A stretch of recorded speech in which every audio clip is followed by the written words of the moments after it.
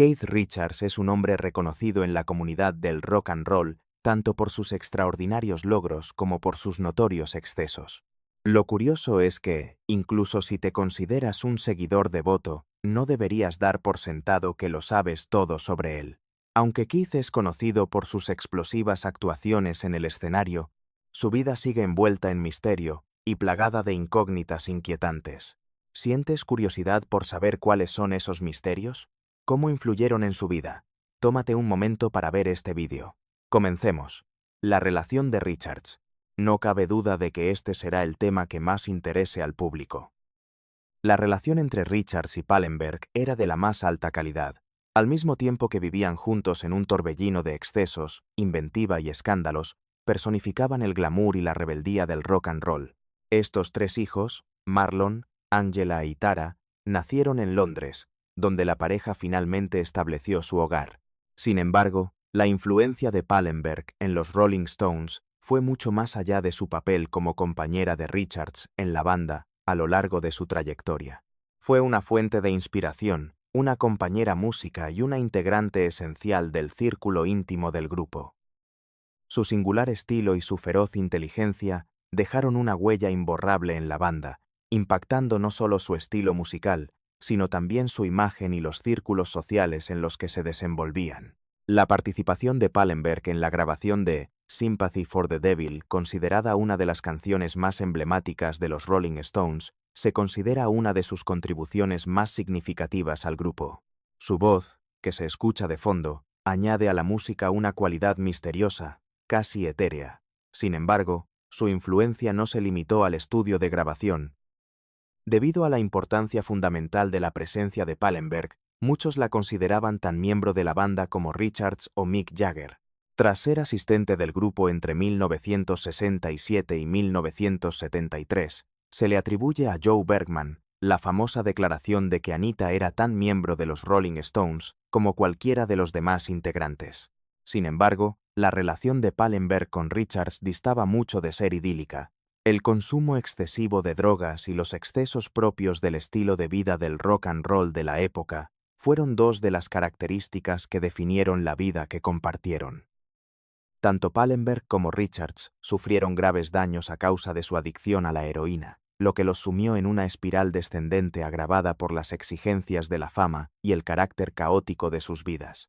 La exigente agenda de giras de Richards, las responsabilidades de su creciente familia y la presión de su adicción contribuyeron al distanciamiento de la pareja, provocado por la tensión de esta última.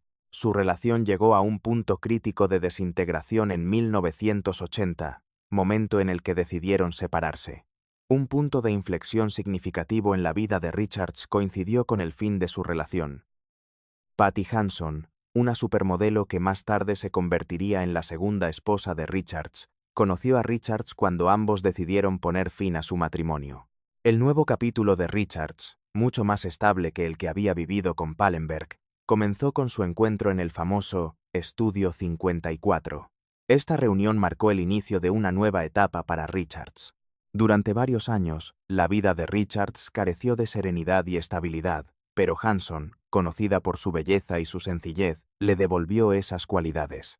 En 1983, la pareja contrajo matrimonio, y el hecho de que hayan permanecido juntos durante casi 40 años es prueba de la intensidad de su relación. Ahora, viajemos en el tiempo a los primeros años de Keith Richards y encontraremos muchas cosas interesantes. Aunque se convertiría en una de las figuras más famosas de la historia del rock and roll, Richards tuvo una infancia bastante normal y honesta. Al comienzo de su carrera musical, participó en el coro de la iglesia a la que asistía. Según The Guardian, el pequeño Keith era miembro del coro e interpretaba partes de soprano. Pronto se notó su talento y llegó a tocar en lugares tan emblemáticos como la Abadía de Westminster, donde incluso cantó para la reina Isabel II. Esta etapa de su vida se caracterizó por una estricta dedicación a la disciplina y a la estructura de la música coral, lo que contrasta notablemente con el estilo de vida que adoptó como estrella del rock más adelante. Es posible que la experiencia de cantar en un coro y tocar para la realeza le inculcara un sentido de precisión y respeto por las tradiciones musicales.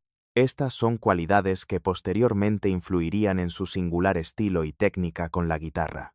Durante su juventud, Richards también participó activamente en los Boy Scouts, otro aspecto de su vida temprana que pone de relieve esta etapa. A lo largo de su trayectoria en los Boy Scouts, llegó a ser líder de una patrulla de castores. Su participación en esta organización le brindó valiosos conocimientos y experiencia en liderazgo y colaboración, que resultarían cruciales en su posterior carrera profesional. Sin embargo, su tiempo como scout no estuvo exento de dificultades. La etapa de Richards en los Boy Scouts llegó a su fin a raíz de un incidente, que sirvió como preludio de la rebeldía que más tarde caracterizaría su imagen de estrella del rock. La infancia de Richards y su posterior carrera en el rock and roll son muy diferentes entre sí, lo que constituye un contraste sorprendente. De niño participó en actividades que enfatizaban la disciplina y la estructura, pero también tenía una vena obstinada que con el tiempo se manifestaría en su música y en su vida pública.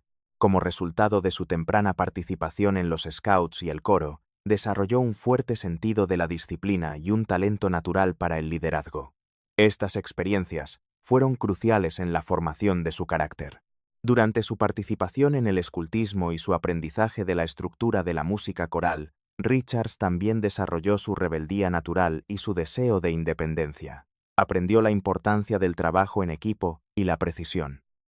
En su adolescencia, Richards ya había comenzado a explorar el mundo del rock and roll, un mundo muy distinto del entorno rígido que había experimentado durante su infancia. Sus influencias musicales incluían el blues, el rock y el rhythm and blues, y pronto se hizo conocido por su energía desbordante y su singular técnica con la guitarra. Sus influencias musicales abarcaban un amplio espectro de géneros. La carrera de Richards se forjó sobre una base singular debido a su temprana crianza, un ejemplo de disciplina y rebeldía. A lo largo de su desarrollo como músico, adquirió diversas habilidades e influencias gracias a sus experiencias como niño de coro y scout. Estas experiencias contribuyeron a su crecimiento artístico integral.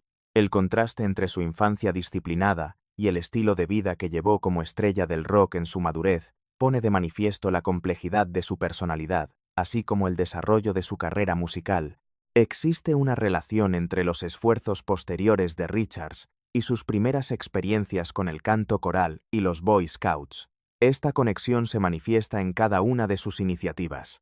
Por ejemplo, Richards y sus amigos, miembros de la comunidad Rastafari jamaicana, se unieron para fundar un grupo conocido como Jamaica's Wingless Angels. Desde la década de 1970, esta organización se ha dedicado activamente a descubrir y preservar las formas más tradicionales de la música jamaicana. Crean un sonido minimalista y repetitivo que evoca las primeras experiencias corales de Richards mediante el uso de himnos corales clásicos, cánticos y percusión ñabinguí. Este proyecto refleja cómo su experiencia musical temprana sigue influyendo en él a lo largo de su carrera, fusionando su pasado con su presente de una manera singular. No podemos pasar por alto la fascinante interacción que existió entre Keith Richards y Mick Jagger a lo largo de su trayectoria. Además, si bien su colaboración ha dado como resultado la producción de algunas de las músicas más asombrosas de la historia, su relación también se ha caracterizado por diferencias y confrontaciones significativas que han sido de dominio público. La relación entre Jagger y Richards ha sido una montaña rusa de triunfos profesionales y conflictos emocionales, lo que refleja la difícil naturaleza de su cooperación a largo plazo. Esto demuestra que su relación ha sido bastante problemática. A mediados de la década de 1980, los Rolling Stones atravesaron un período de agitación que coincidió con su primera ruptura pública seria. En 1985, Jagger decidió lanzar su carrera en solitario con el álbum She's the Boss. Esta decisión marcó el inicio de una serie de desacuerdos, como resultado de la gran desviación del trabajo colaborativo de la banda que representaba este proyecto en solitario. Richards no lo aceptó bien. La situación empeoró aún más cuando Jagger anunció que no participaría en la gira del álbum Dirty Work de los Stones, publicado en 1986. Como resultado de esta decisión, la banda entró en lo que Richards denominaría más tarde la Tercera Guerra Mundial, un periodo marcado por una tremenda agitación interna que tensó considerablemente su relación. Tanto el segundo álbum en solitario de Jagger, Primitive Cool, publicado en 1987, como el de Richards, Talk is Cheap, de 1988, contribuyeron a agravar la brecha existente. Mientras los miembros de los Rolling Stones seguían carreras individuales con aparente despreocupación por la cohesión del grupo, estos álbumes parecían indicar que la banda se disolvía. Llegó un momento en que la tensión entre Jagger y Richards alcanzó su punto álgido y parecía que su colaboración estaba a punto de disolverse. En 1989, Jagger y Richards lograron resolver sus diferencias a pesar de las dificultades. Como parte de la gira Steel Wheels, que marcó el regreso de la banda a los escenarios y la continuación de sus proyectos conjuntos, volvieron a reunirse y actuaron juntos. Por otro lado, la calma era precaria y efímera. Los contactos públicos y privados de la banda seguían siendo tensos, y las pullas frecuentes y las disculpas tácticas se convirtieron en algo habitual en sus interacciones. En sus memorias, Live, publicadas en 2010, Richards ofreció una visión sincera de la tensa relación que compartían. En el libro, Richards reveló que no había estado en el camerino de Jagger durante décadas. Citó su incomodidad con la presencia de Jagger como la razón de su ausencia y afirmó que Jagger había desarrollado un ego desmesurado a lo largo de su carrera. En las memorias, Jagger se describía como cada vez más intolerable, lo que avivó aún más las sospechas sobre la naturaleza de su relación. Las declaraciones de Richards contra Jagger fueron más allá de simplemente expresar sus preocupaciones. En su libro Live, Richards detalló cómo la banda ideó una forma clandestina de expresar su descontento con Jagger durante su tiempo juntos. Según Richards, los demás miembros se referían a Jagger con apodos como Brenda o Su Majestad para manifestar su aversión hacia él sin llegar a la confrontación. En particular, el apodo Brenda se usaba de forma despectiva. Esto les permitía bromear sobre él incluso cuando estaba presente. Las antiguas disputas entre las dos superestrellas del rock salieron a la luz gracias a esta técnica de comunicación, que consistía en una forma de comunicación pasivo-agresiva. Además, Keith Richards y Tom Waits mantienen una amistad muy especial, considerada una de las más interesantes y duraderas en la historia del rock and roll. Su relación se ha caracterizado por el respeto mutuo, una agradable compañía y un interés compartido por la música desde mediados de los años 80. Han sido socios desde entonces. Vinostran. Como resultado de esta dedicación, han surgido varias colaboraciones e historias significativas. El inicio de su amistad se gestó con la publicación del álbum Rain Dogs de Waits en 1985. Este acontecimiento impulsó su conexión. Keith Richards, conocido por su estilo único al tocar la guitarra y su profundo conocimiento de diversos estilos musicales, interpretó las voces y las partes de guitarra de algunas canciones incluidas en este álbum. Fue a través de esta primera colaboración que ambos artistas forjaron una fructífera cooperación musical, sentando así las bases de su amistad.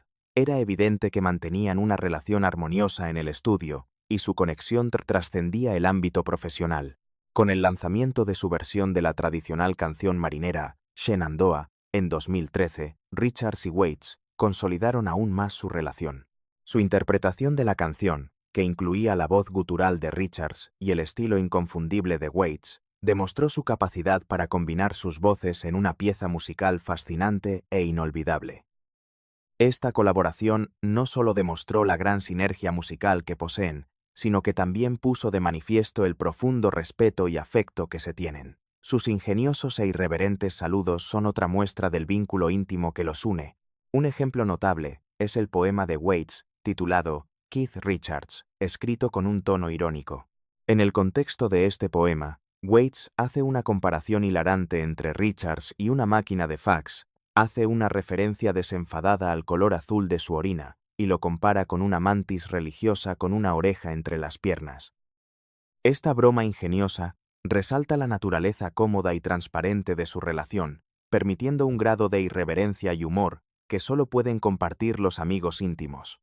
Ha habido ocasiones en que sus colaboraciones artísticas no han sido fáciles, a pesar de su sólida relación. Los dos intentaron componer juntos canciones para el álbum de Waits, titulado Bad As Me. Los constantes gritos de Richards, escribe, mientras señalaba a Waits, dieron lugar a un episodio cómico durante la composición. Tras un breve momento de reflexión, Waits se dio cuenta de que Richards no le estaba pidiendo los servicios de un escriba, sino que le sugería que grabara la música improvisada que estaban creando. El incidente puso de manifiesto la naturaleza a veces caótica, pero en última instancia creativa, de sus interacciones. Si bien Richards no recibió créditos como coautor del álbum, sí contribuyó con partes de guitarra en algunos temas. El primer sencillo, Satisfied, incluso incluía una referencia tanto a Richards como a Mick Jagger, reconociendo su influencia y presencia en el universo musical de Waits. Este será un secreto a voces. En 1965, Keith Richards compró un lujoso Bentley III Continental Flying Spur, al que cariñosamente bautizó como Blue Lena, en honor a la célebre cantante de jazz, Lena Horne. Este vehículo se convirtió en algo más que un simple medio de transporte. Comenzó a interpretarse como una representación de la naturaleza desafiante de Richards, así como del costoso estilo de vida que conllevaba el éxito en la industria del rock and roll.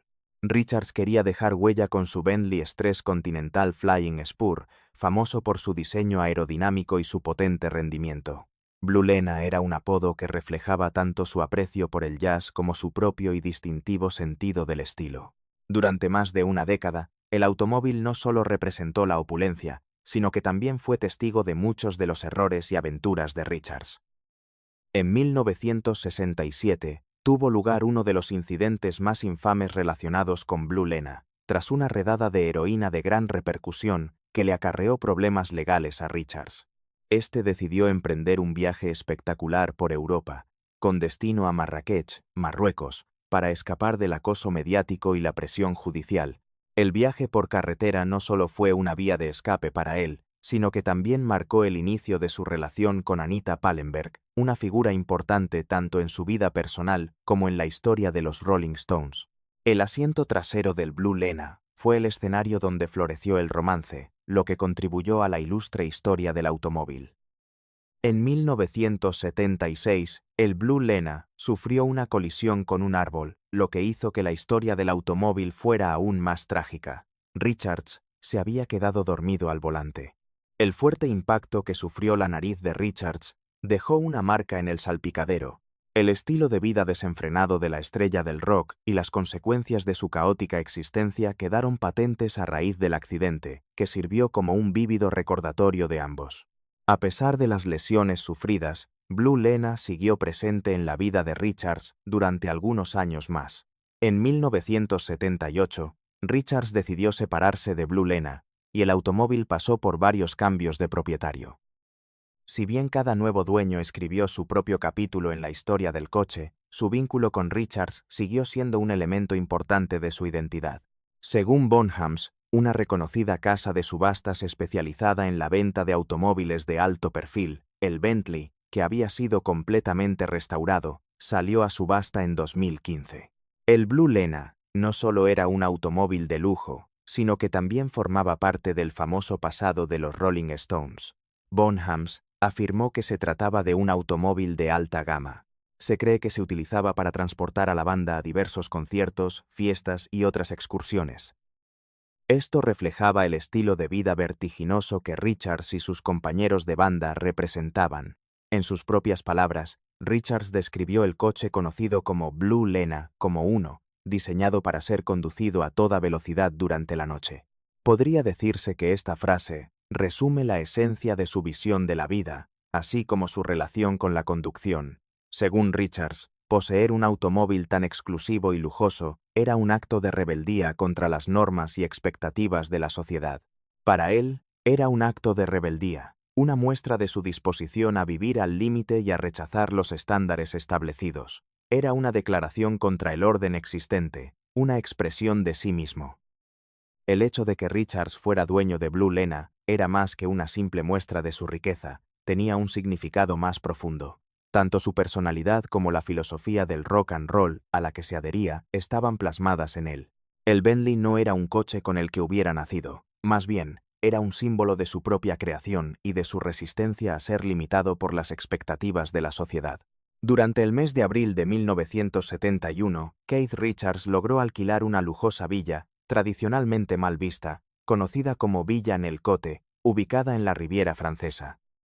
En un principio, los Rolling Stones tenían previsto grabar su emblemático álbum Exile en Main Street, en una granja de French Hills. Sin embargo, finalmente optaron por la villa como plan B. Tras el fracaso en su búsqueda de una granja adecuada, Richards se encargó de encontrar un lugar alternativo que fuera aceptable para el evento. Villa-en-el-Côte, con su larga y turbulenta historia, resultó ser la opción elegida, aunque no se esperaba. Villa-en-el-Côte no era, ni mucho menos, un escenario de grabación típico. Durante la ocupación alemana de Francia en la Segunda Guerra Mundial, la finca tenía una historia turbulenta, ya que había servido como cuartel general de la dictadura nazi. Richards y sus compañeros de banda encontraron vestigios de esta terrible historia, como esvásticas que aún se podían ver en el sótano. Durante la época en que los Rolling Stones montaban su estudio de grabación improvisado, la escalofriante historia de la casa confería una atmósfera inquietante. Al combinar partes de un camerino con el caos de una habitación de hotel abandonada, la propiedad se transformó en un estudio de grabación poco convencional.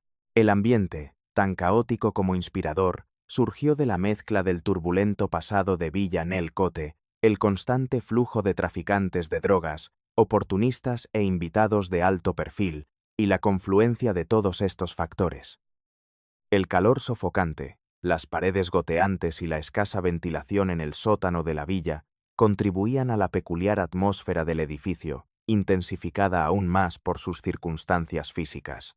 En Main Street, el sonido del exilio se vio notablemente influenciado por esta atmósfera singular, que desempeñó un papel fundamental. Muchos han descrito el álbum, publicado en 1972, como de aire pantanoso. Esto refleja las singulares condiciones de grabación que se dieron en Villa-en-el-Côte. Gracias a su sonido crudo y potente, el álbum se ha ganado un lugar entre las obras más aclamadas de los Rolling Stones. Se le reconoce por su fusión de rock, blues y soul, fruto de un estilo musical único. A pesar de los elogios generalizados que ha recibido, Villa-en-el-Côte no es un lugar especialmente popular entre los fans de los Rolling Stones. El acceso a la propiedad es difícil debido a su ubicación aislada en la Riviera Francesa, y el actual propietario no se esfuerza por ser especialmente acogedor con los huéspedes. Por ello, la propiedad sigue siendo un monumento prácticamente desconocido en la historia del rock and roll, a pesar de su gran contribución a uno de los álbumes más memorables de los Stones. Keith Richards, conocido por su estilo colorido y variado, ha cautivado al público durante mucho tiempo con sus abrigos atrevidos, bufandas vaporosas y accesorios llamativos. Sin embargo, su sentido de la moda no es tan autodidacta como podría parecer, el estilo característico de Richards. Según The Telegraph, la apariencia característica de Richards se basa en un método mucho menos complicado de lo que cabría esperar. No es raro que tome prestada ropa de las mujeres de su vida. El famoso músico, cuya variada vestimenta sirvió de inspiración para el icónico traje del capitán Jack Sparrow, de Johnny Depp, en la saga Piratas del Caribe, es conocido por recurrir habitualmente a la ropa de su esposa, Patty Hanson, así como a la de sus hijas, Alexandra y Theodora Richards. Richards ha declarado que la mayor parte de su vestuario se compone de prendas prestadas de sus familiares. Insiste en que no diseña sus atuendos a propósito, sino que simplemente usa lo que le gusta la mayor parte del tiempo, a pesar de que sus conjuntos suelen ser llamativos. Su hija, Alexandra, ha corroborado esta afirmación, declarando que su padre tenía una notable habilidad para usar casi cualquier cosa, incluso su propia ropa o los pantalones de pijama de su madre, y aún así lucir elegante y auténtico. Esta versatilidad en el vestir refleja el enfoque integral de Richards hacia su presencia pública, una combinación natural de comodidad personal y estilo. Cabe destacar que su sentido del estilo no solo es una extensión de sus preferencias personales, sino también un reflejo de la filosofía del rock and roll que profesa. Su facilidad para integrar prendas femeninas en su vestuario demuestra la fluidez con la que aborda tanto su estilo como su personalidad. Como resultado de su propensión a mezclar y combinar prendas de los armarios de su familia, ha desarrollado un estilo inolvidable y original que se ha convertido en un rasgo distintivo de su imagen pública. Richards nunca ha intercambiado ropa con Mick Jagger, su compañero de banda y también miembro de los Rolling Stones. esto a pesar de que Richards siempre ha tenido interés por la moda.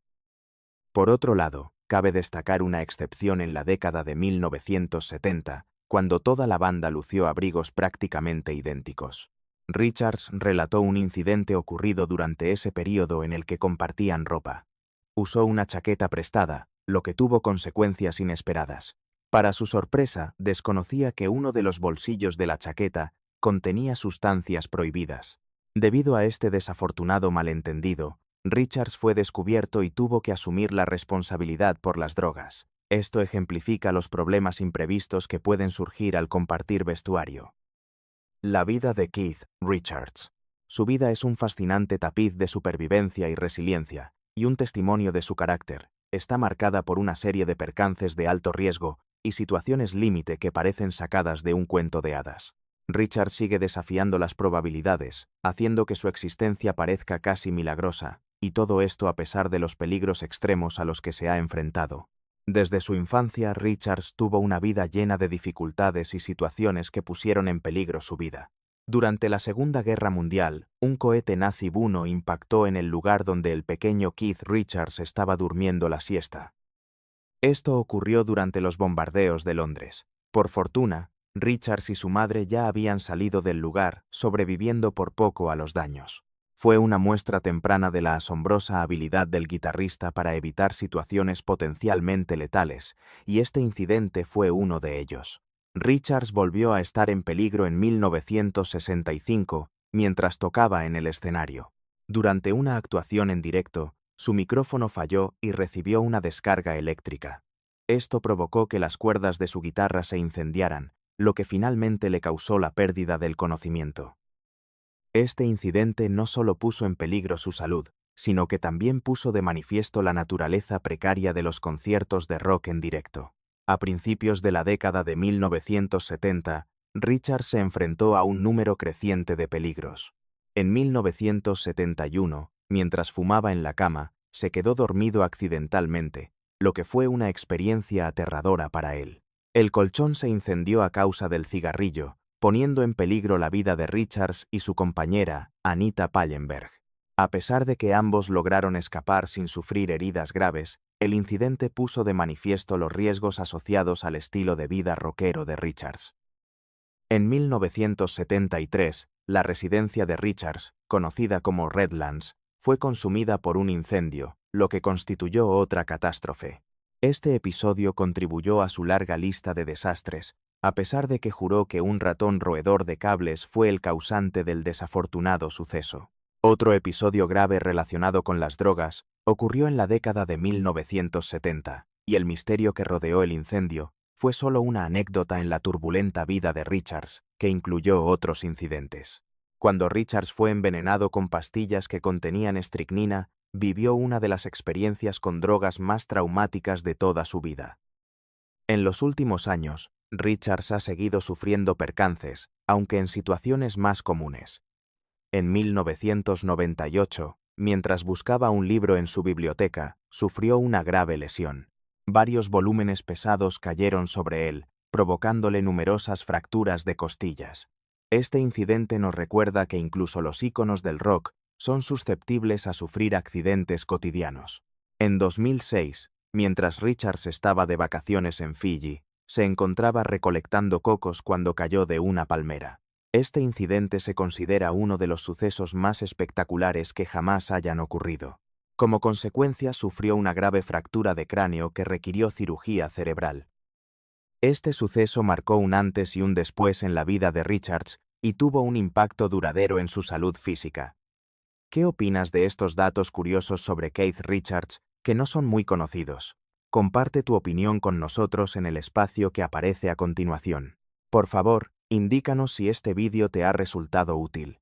Si de verdad te gusta el canal, no olvides darle a me gusta, compartirlo con tus amigos y suscribirte. Agradezco que te hayas tomado el tiempo de verlo, y nos vemos en los próximos vídeos. Te echaré de menos.